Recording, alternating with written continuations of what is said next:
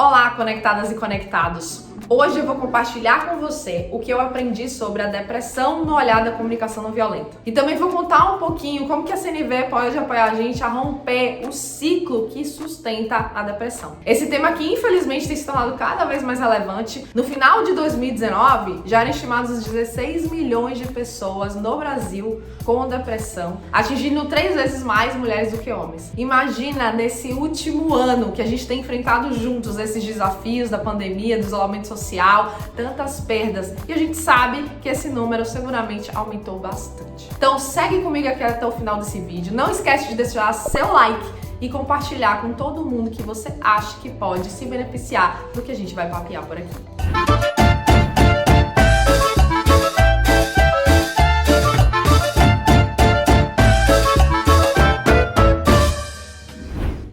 Para falar sobre depressão, a gente precisa começar falando sobre a relação que a gente estabeleceu com os nossos sentimentos. Eu aposto que você, assim como eu, aprendeu a sentir, a expressar aquele tipo de sentimento que por aqui a gente chama de confortável. Sabe? Alegria, satisfação, felicidade, tudo isso você pode sentir, viver, experimentar.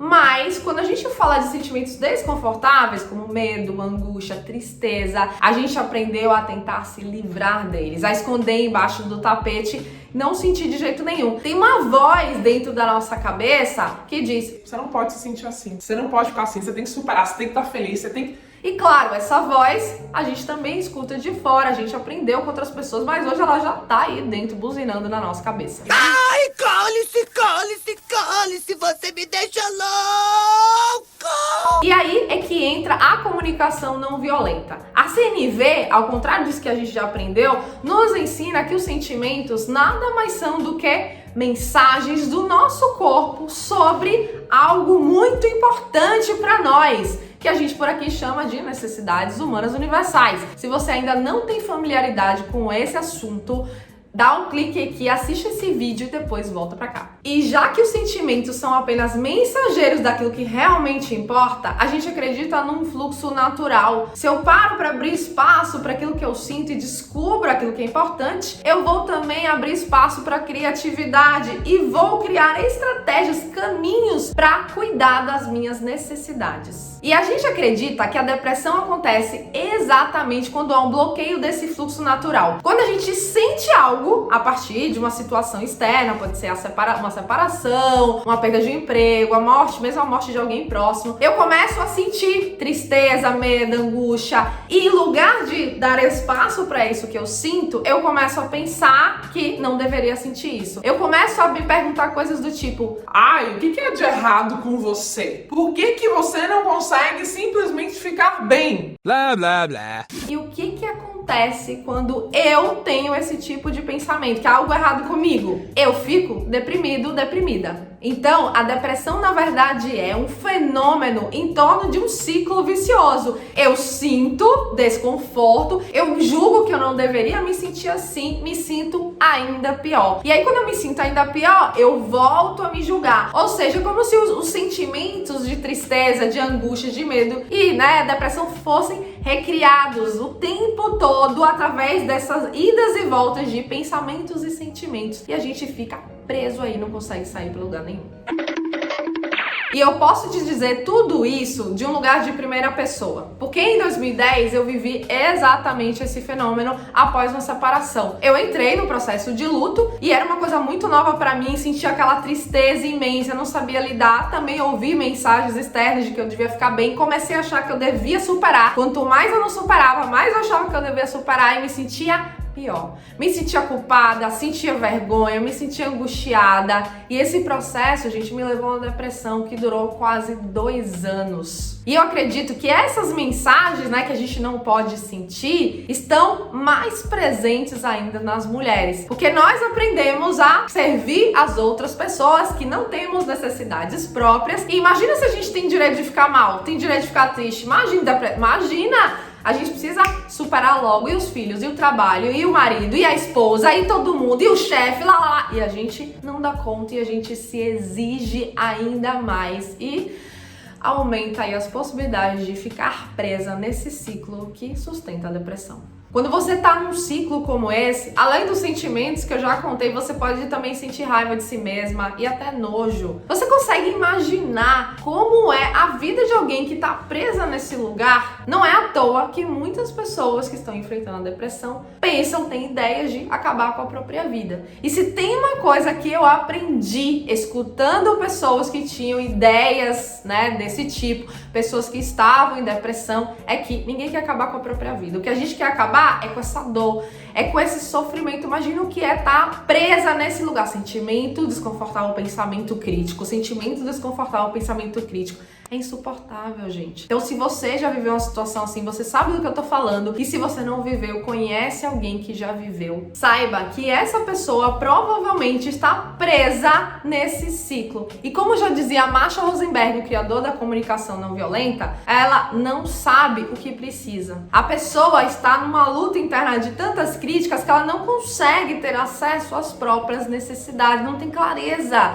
do que é importante para ela atrás de tudo isso que ela tá sentindo. E é possível romper esse ciclo que sustenta a depressão? Eu acredito que sim, e eu consegui. Observe que eu falei romper um ciclo que sustenta. Eu não tô falando de curar, de resolver a depressão. E por que não?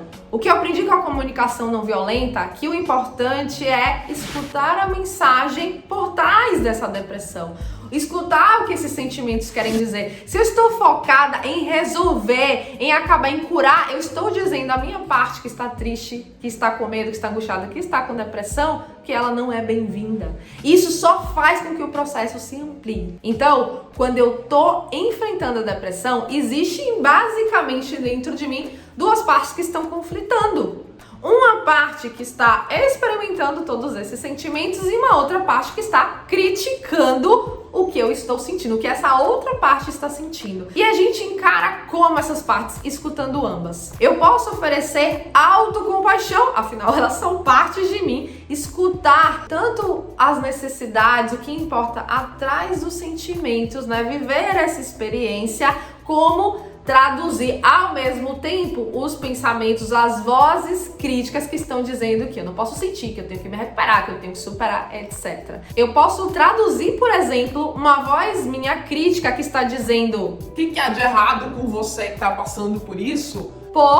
Olha, eu realmente quero cuidar de você. Eu quero que você volte a se conectar com a alegria, com a diversão, com a energia de vida. E eu não tô nada contente de ver, de te ver, de nos ver, de ver o sistema enfrentando essa depressão. É a mesma coisa que a gente fala muito na comunicação não violenta pra fora. Se você tem algum contato com a CNV, você já ouviu a gente falar isso. A pessoa que está aí, né, grunhindo, soltando seus julgamentos, suas críticas, por trás tem necessidades tentando ser atendidas. É a mesma coisa dessa parte crítica que você tem dentro de você. Ela também está tentando servir a vida, mas ela aprendeu a falar, a se comunicar da mesma forma que eu e você, que ela acaba nos pedindo o que ela quer de maneira muito crítica. Então, a gente rompe esse ciclo que sustenta a depressão, não focando na cura, na resolução, porque tem uma mensagem negativa interna, lembra disso. O que a gente faz é aumentar esse espaço para autocompaixão, é escutar, é ter cada vez mais clareza, é que essas nossas partes internas possam se expressar com mais assertividade, mais cuidado e cada vez menos crítica. É isso que eu aprendi e que tenho colocado em prática na minha vida até hoje. Não apenas para depressão, mas para todas as partes de mim que sentem desconforto. Eu aprendi a dialogar internamente comigo mesma. Ensinar a linguagem da vida, né, como a gente chama também a comunicação não violenta, para mim mesma. Não só para dialogar com os outros, porque a gente fala muito aqui da resolução de conflito, né, com outras pessoas, mas também para resolver os conflitos aqui dentro. E a depressão é um desses tipos de conflito. A pessoa tá aqui, ó, lutando.